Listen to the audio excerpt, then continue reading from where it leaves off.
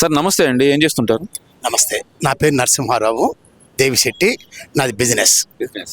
Okay sir, కూటమి ప్రభుత్వం అధికారంలోకి వచ్చింది దగ్గర 2.5 years అవుతుంది. ఇంకా అసలు ఎలా ఉంది అంటారు ఈ కూటమి ప్రభుత్వం అనేది?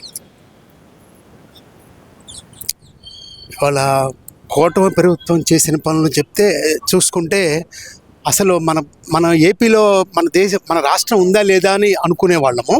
అలాంటిది చాలా బ్రహ్మాండంగా కూటమి ప్రభుత్వం చేస్తుంది అన్ని రకాలుగా. ఎందుకంటే అంతకుముందు ఇచ్చిన స్కీములన్నీ కూడా చేస్తూ ఇంకా దానికి తోడు యాడ్ చేస్తూ అది చేస్తుంది ప్రభుత్వం. అది బాగుంది. అంటే ఇక్కడ ప్రధానంగా వాళ్ళు చెప్తుంది ఏంటంటే సూపర్ 6 అంటూ హామీలు ఇచ్చారు. ఆ సూపర్ 6 హామీలు ఇవ్వకుండా పేద ప్రజలకు వెన్నుపోటు పొడుస్తున్నారు. అలాగే రాష్ట్రంలో అభివృద్ధి కూడా లేకుండా చేస్తుంది కూటమి ప్రభుత్వం. మొత్తం విధ్వంసమే నడుస్తుంది అంటున్నారు కదా మరి ప్రతిపక్షాలు. మరి దానికి ఏం చెప్తారు? అది కామన్. అది వీళ్ళు ఉన్నప్పుడు వాళ్ళు ఉన్నప్పుడు వీళ్ళు, అది కామన్. దాని గురించి మనం లెక్కేసుకోవాల్సిన అవసరం లేదు. ఇవాళ కూటమి ప్రభుత్వం చూయండి వెళ్తుంది. ఎందుకంటే వాళ్ళ భోగాపురం విమానాశ్రయం ఏంటి అసలు తలదన్నేట్టుగా ఉంది. తెలంగాణ తలదన్నేట్టుగా ఉంది, కానీ వెళ్ళలేదు కానీ తలదన్నేట్టుగా ఉంది.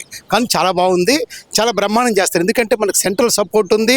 ఇటు వీళ్ళు కూటమి అంటే ఒకటికి ముగ్గురు కలిశారు కాబట్టి చాలా ఒకళ్ళు ఏదైనా చేస్తున్నా ఇది కాదు అని చెప్పుకోవడానికి. ఇప్పుడు బిజినెస్ ఉంది, పార్ట్నర్స్ ఉన్నారు.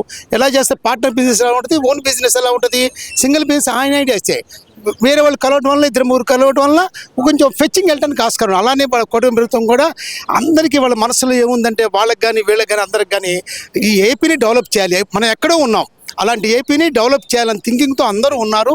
ఇవాళ చూస్తున్నాము.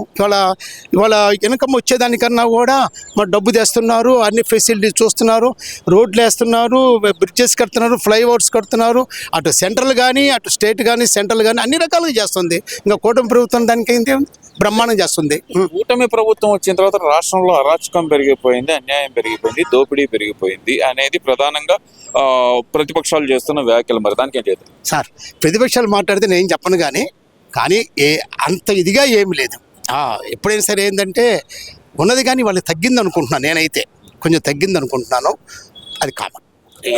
రాష్ట్రంలో వ్యాపారాలు చేసుకునే పరిస్థితి లేదు, కంపెనీలు పెట్టే పరిస్థితి లేదు, అంతా దౌర్జన్యం పెరిగిపోయింది అంటున్నారు కదా. ఎందుకంటే కంపెనీలను వెళ్ళగొడుతున్నారు కూటమి ప్రభుత్వంలో అనేది ప్రధానంగా గత కొన్ని రోజులుగా వైసీపీ నాయకులు చెప్తున్న మాట. దానికి ఏం చెప్తారు? ఇవాళ ఆ కంపెనీలు రాకపోతే మరి నిరుద్యోగం ఇంకా ఏర్పడుద్ది కదా.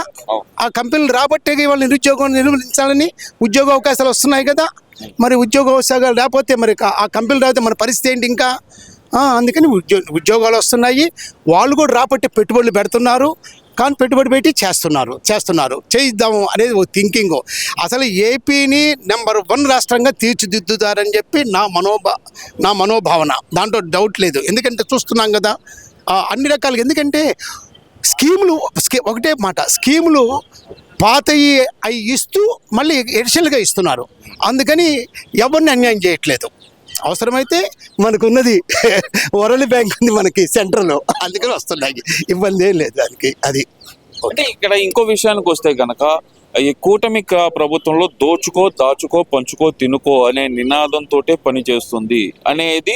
అంటే ఇక్కడ ఒక రకంగా చెప్పాలంటే దోపిడీ రాజ్యం నడుస్తుంది అనేది జగన్మోహన్ రెడ్డి గారు పదే చెప్తున్న మాట. మరి తలకాయ దాంట్లో పెట్టలే నాకు తెలియదు. అది అంతే. అంటే ఇక్కడ నేను అంటుంది ఏంటంటే వ్యాపారస్తులను బెదిరిస్తున్నారు అనే మాట అంటున్నారు కాబట్టి, మీరు బిజినెస్ చేస్తున్నాం అంటున్నారు కాబట్టి మిమ్మల్ని నేను అటువంటిది నథింగ్.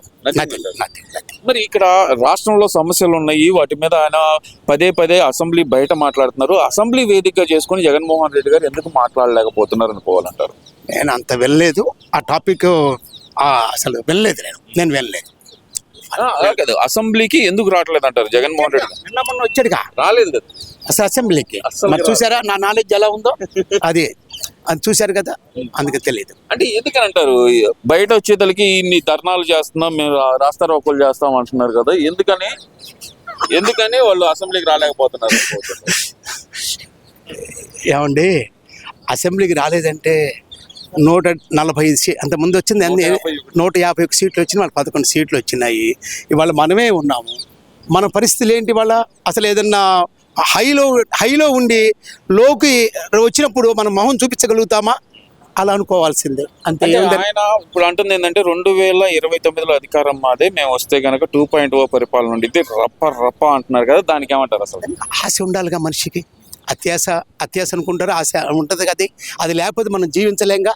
ఆశ అనేది మనిషిని నిలవాలంటే ఆశ ఉండాల్సిందే, అత్యాశ అయి ఉంటుంది అంతే. ఎందుకంటే ఏముందో మనకు తెలియదు కదా ఎప్పటి నుంచో, ఎందుకంటే వాళ్ళది కూడా ఎప్పటి నుంచో ఉన్న ప్రభుత్వము, వాళ్ళ నాన్నగారి దగ్గర నుంచి ఆశ ఉంటుంది. అందుకనే ఆశ లేదు మనం వ్యాపారం చేయలేంగా. అంటే రప్ప అంటే ప్రజలు వాళ్ళ వైపు ఉండే అవకాశం ఉందంటారా? అది అంత నాలెడ్జ్ నాకు లేదు, ఎందుకంటే అంత నాలెడ్జ్ నాకు లేదు. నో, ఉంటారు. 2029 వచ్చేది మనం ఎవరు చెప్పలేము, అదే దైవలిఖితం. మనం వ్యాపారం చేస్తున్నాం, కొత్తగా వ్యాపారం చేసినప్పుడు వస్తేనే ఆస్తే చేస్తాము అంతే. Okay, thank you.